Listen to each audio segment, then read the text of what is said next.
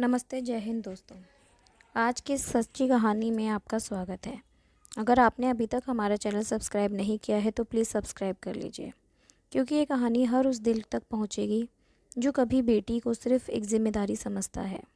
मैं हूं अंजलि शर्मा, पेशे से डॉक्टर, और एक बेटी जिसे कभी इस घर में सिर्फ बोझ समझा गया था।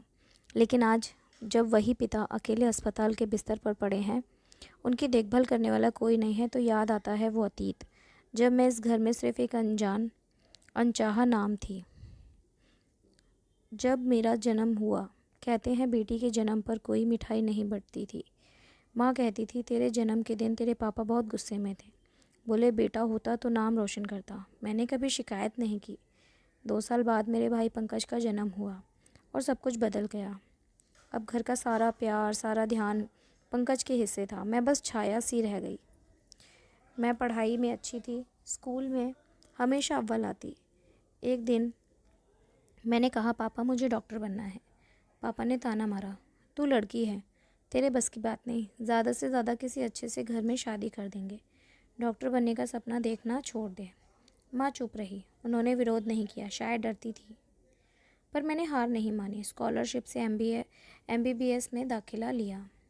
हॉस्टल चली गई, वहीं पहली बार दुनिया को जाना और पहली बार खुद को पहचाना।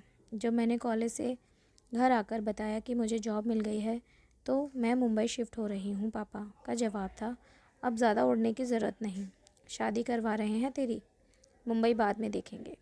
और फिर एक लड़के से रिश्ता तय कर दिया। मैंने विरोध किया तो बोले हमने पाला है तुझे, अब हमारा हक है तुझ पर। मैंने साफ मना कर दिया।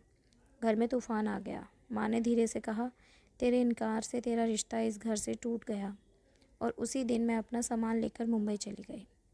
अब 5 साल बीत चुके थे। मैं मुंबई के एक बड़े हॉस्पिटल में सीनियर डॉक्टर थी। अकेली ज़िंदगी में सुकून था, पर दिल के एक कोने में वो कसक भी थी, उस घर की, माँ की और पापा की। एक दिन अस्पताल में एक नाम आया, श्री राम प्रकाश शर्मा, उम्र 70 साल। उनको हार्ट अटैक आया है। मैं चौंकी, क्या ये मेरे पापा? जब ICU में जाकर देखा, हाँ वो मेरे ही पापा थे, लेकिन कमज़ोर, बूढ़े और अकेले। पापा की हालत गंभीर थी। कोई रिश्तेदार नहीं आया। भाई पंकज को फ़ोन किया, उसने कहा मैं बिज़ी हूँ, देख लीजिए आप। मैं रुकी, हफ्तों महीनों उनकी सेवा की।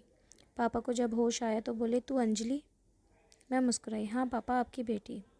उनकी आंखों में आंसू बहने लगे। बोले जिसे बोझ समझा आज वही हमारी जान बचा रही है। पापा अब ठीक हो गए थे। उन्हें अस्पताल से छुट्टी मिल गई। डिस्चार्ज के समय उन्होंने मेरा हाथ थामा और कहा, अंजलि अगर तू हमें माफ़ कर सके तो क्या हम बाकी की ज़िंदगी तेरे साथ बिता सकते हैं? मैंने उनकी आंखों में देखा, और वो आंखें जिनमें कभी मेरे लिए नफ़रत और निराशा थी, अब पश्चाताप और स्नेह से भरी थी। मैंने उनका हाथ कसकर थामा। पापा, जिस घर से बेटी को बोझ समझकर निकाला गया था, आज वही बेटी आपके लिए दरवाज़ा खोलकर खड़ी है। अब आप अकेले नहीं हैं। हम दोनों की आंखों में आंसू थे, पर पहली बार ये आंसू रिश्ते की पुनर्जन्म का प्रतीक थे। 6 महीने बाद एक सम्मान समारोह में मुझे सर्वश्रेष्ठ समाज सेवी डॉक्टर का अवार्ड मिला। मंच से उतरते वक्त भीड़ में कोई खड़ा तालियां बजा रहा था। पापा सफ़ेद कुर्ते में गर्व से मुस्कुराते हुए। मैंने मंच से माइक उठाया और कहा, आज मुझे जो कुछ मिला है उसके पीछे मेरी पढ़ाई, मेहनत और हॉस्टल नहीं, बल्कि वो एक रिश्ता है जिसे मैंने नहीं छोड़ा, भले ही उस रिश्ते ने मुझे छोड़ दिया था। अगर आज माँ जिंदा होती तो कहती, देखो ये वही बेटी थी जो हमारा आखिरी सहारा बनी। और पापा वहीं खड़े होकर रोते हुए बोले, अंजलि सिर्फ मेरी बेटी नहीं, मेरी ज़िंदगी है, मेरा अभिमान है। और आज मैं दुनिया से कहना चाहता हूँ, बेटियाँ कभी बोझ नहीं होती। जिस बेटी को कभी शादी में खर्च समझा गया था, वही बेटी अब बुढ़ापे की लाठी बनी, और वो भी बिना किसी शिकायत, बिना किसी शर्त के। दोस्तों, अगर ये कहानी आपको दिल से छू गई हो तो इसको शेयर करें, और याद रखिए बेटियां बोझ नहीं, दुआ होती हैं।